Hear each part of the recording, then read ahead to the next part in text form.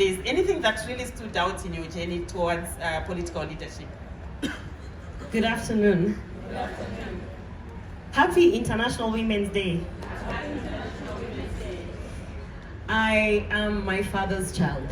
I was thinking of how I will paint my picture, but I just thought, really, the summary is I am my father's child.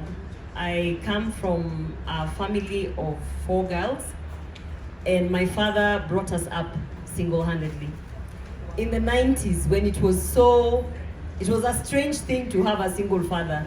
As a matter of fact, it was not conventional. People always thought either your mother died or something like that, because which man would raise 4 daughters by himself? He was a civil servant, so he barely had time, literally, but he made it for all the school events. And I was thinking through my journey, and I think that is the reason I'm here, because I had such grounded background. My father literally, in the 90s, this would be okay to say, but he beat us down to discipline. But he was firm in the sense that he knew that we all had the potential to grow. I actually lived abroad for a while. I came back in 2019 to the country to join politics. I used to manage the Facebook data center in Odense, Denmark, where I'm married. And so when I came back, it was very awkward because I was telling everyone I'm coming back. I tried coming back in 2017 from Sweden, where we stayed in a very far away land called Luleå. And it was cold and lonely, and I literally was dying from inside. So I kept on telling my husband, I need to go back home because I need to go back and join politics. So in 2017, I tried coming back, and then I came too late. So in 2019, I made it an intentional move to actually just come back to the country, knowing that I need 2 to 3 years to be able to set now my campaign. I vied for the Member of Parliament seat in Bobasi constituency in Kisii County. And I want to say that I won. Yes. I want to say that, but I didn't win. I actually lost the party ticket, and it was a very devastating time because I think it was 3 weeks of around 4 or 5 weeks before that. In January 12th, I lost my father. So, and everyone was saying, okay, so you can't continue with your political journey. This is a big moment, and we even had, this was the shocking thing. You asked about a shocking thing about politics. Yeah. So I had one of my not really my competitors, but one of my political allies who was being used by my competitor. They actually put in an injunction so we could not bury my father. So for 5 weeks, we were stuck. My family was blaming me, saying, if you were not in politics, we could have buried Daddy, this would have ended, and they were really,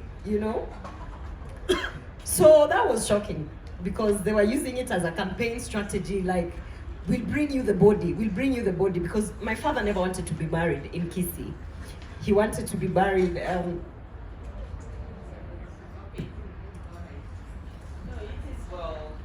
it is well, no. It's okay. I'm sorry. I just haven't talked about it since then. Oh. So anyway, that was shocking because it taught me that politics is dirty. Yes. Yeah, and there's no line. There's no line. It's not your. They're not gonna. It's not your family. It's not your child. It's not your father. It's not about a dead person. It's really dirty, and I was very shocked about it. I mean, I was expecting the patriarchy and you're not married here and all that, but I didn't expect that. That was like on another level. Yeah. So anyway, we went, after that I went through the campaign, and we went for party primaries. So if you see my videos during party primaries, I was going through a lot. I was fighting everyone. So I managed to get around 5,570. I was second. And the winner for the ticket got 7,000.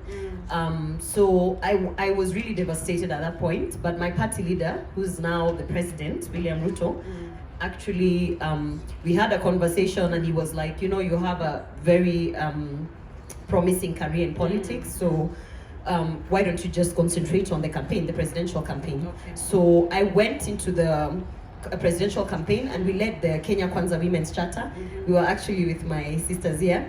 So we were able to pin him down to some promises for women. Very good. And we were like, no, we don't want to be told promises. We want you to sign. So we want 50% of the cabinet. We were literally negotiating it Good down for to you.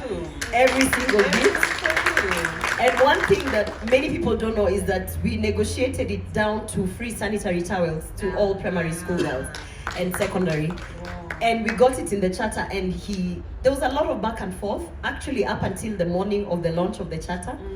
And but then he agreed, and we signed. And so one pact we made with the leaders of that movement was that when we land in whichever places we land, we are going to ensure that we actualize the charter. So for me, I've always been passionate about ending period poverty. Yeah. And so I took a stand We on that. We see you. That's what you saw. Yeah. But I would say it's been a journey, and definitely affirmative action is it's a springboard to get elected.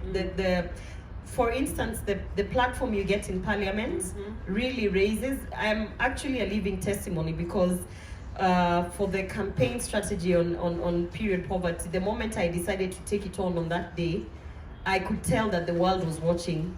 And had I not been nominated, it's difficult to get that platform. So the affirmative action of specially elected members of parliament is actually a very strong platform. Very good. So I thank you so much. I'm so sorry. I didn't even realize it. I've had so many. We are very happy that we provided that space for you, you know, to also, walk. But I want to say something to the women in this space. Maybe in 30 seconds, because I'm going to come back to you with a second question. Yeah. I think for me, I would just say, just keep fighting.